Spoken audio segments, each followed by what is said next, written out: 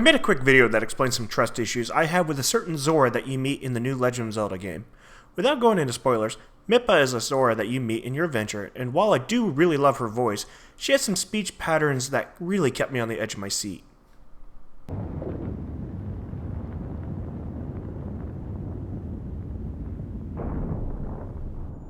I was thinking, this reminds me of the time we first met. You were just a reckless child, always getting yourself hurt at every turn. Every time, I would heal you, just as I'm doing right now.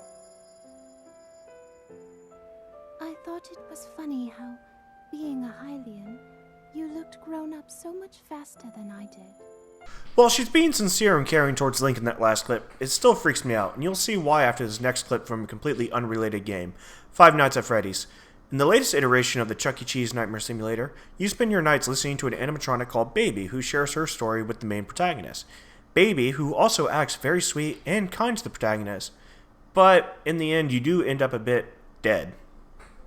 I don't recognize you. You are new.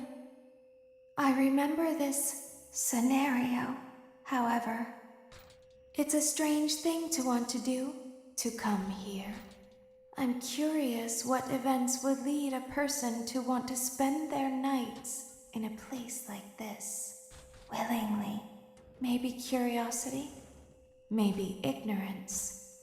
I put my trust in a voice like that and ended up getting jump scared to death in Five Nights at Freddy's. Now I just spend the majority of Breath of the Wild in fear of a random jump scare from a sweet, caring shark lady.